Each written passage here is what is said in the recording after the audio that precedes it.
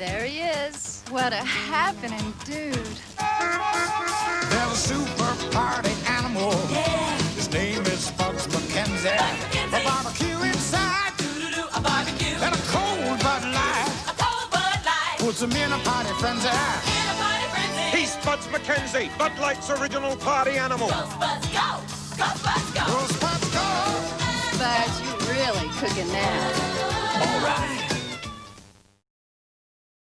There is truth in advertising, yes I swear. Got new Nikes on my feet and Vidal Sassoon in my hair. I can sure use a Budweiser Fruit of the Loom underwear. There is truth in advertising, I swear.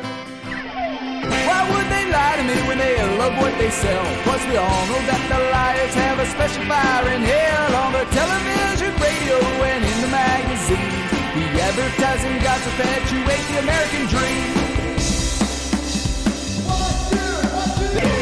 Advertising, let it be, let it be. Now I know that I don't need to buy everything they try to sell me, but so easily divided is a fool and his money. There is truth in advertising, let it be. Why would they lie to me when they love what they sell? Plus we all know that the liars got a special fire in hell. On the television, radio, and in the magazines, the advertising gods perpetuate American dream.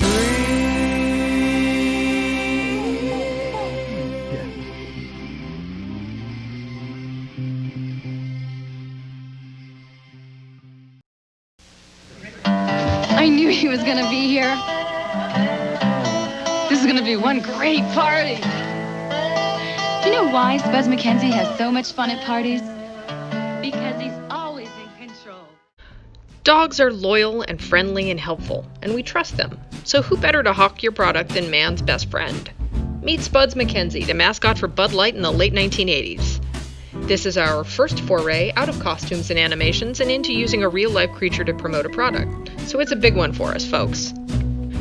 The character of Spuds Mackenzie, which, let's be honest, is really one of the best names of all time, was created by a 23-year-old art director named John Moore, who at the time was working at Needham, Harper & Steers in the ever-continuing game of everyone needing public credit for their part in creating a business.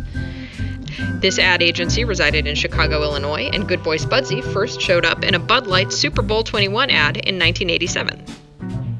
And while they portrayed Spuds as the ultimate party animal, often surrounded by moderately attractive women who were just delighted to see or be near him, and had his own posse of pretty ladies called the Spudettes.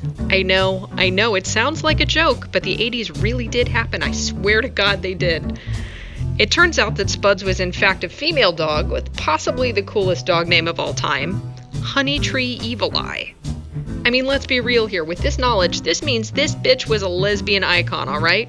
I don't make the rules, that's just how this shit works.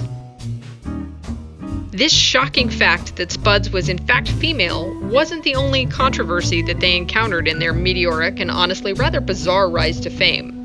In fact, my personal favorite among the censorship complaints, parents groups and the likes claiming Spuds was being used to market alcohol to children, was a legal dispute in 1987 whereupon Budweiser's packaging and ads, featuring Spuds dressed as Santa Claus, couldn't be sold in stores in Ohio. Now, you may think this is simply the result of complaints from moral groups, as I stated a moment ago, but actually no. This is just a law in Ohio that straight up says the liquor law forbids using Santa Claus or the likeness thereof to promote alcohol. Even if it's a dog, I guess. So it wasn't even really Spuds' fault, it's just that apparently Santa doesn't get blasted. Which, let's be real, where else is that stomach gonna come from? You're really gonna sit there and tell me that's not a beer gut? Please. Nevertheless, despite all the controversy that may have surrounded good old Spudsy, they still shot straight to the top of the pop culture phenomenon with a series of spots and ads and merchandise, including t-shirts featuring the dog. Spuds was even interviewed as if they were a real celebrity capable of comprehending the situation that they were placed in. First guest. This is a fun night. We're going to have a lot of fun hanging out. And my first guest to hang out with me tonight makes his living as a senior party consultant for Bud Light, and he's known as the world's greatest party animal. Here's a clip of him in action. Roll the clip, will you, Jimmy, please? Bud fight song, Spuds Mackenzie. His name is Spuds Mackenzie, jumping for the USA. With the Olympic gold in sight, he's come to save the day.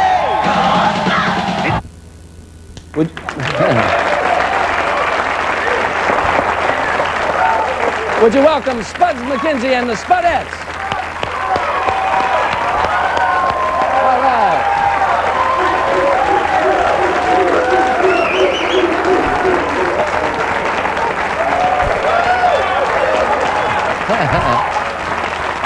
How do you do? Nice to meet you.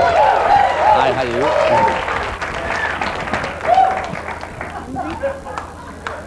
My man. Spuds.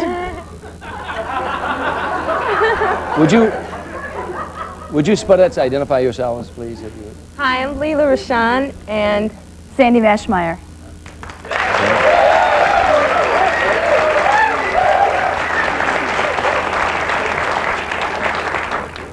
Good evening and welcome to the Masterpiece Theater. Spuds. Isn't he handsome? Hey, Spuds. Did you see yourself on the cold opening, buddy? Huh? yeah, he says he loved it, Tom. He said he loved it? Yeah. All right, he's going to make me a star. Spuds. Spud, you know what? By now, Spuds, I mean, you're a major star, Spuds. You've been around the world. You've gone everywhere. What does it all smell like to you, Spuds? You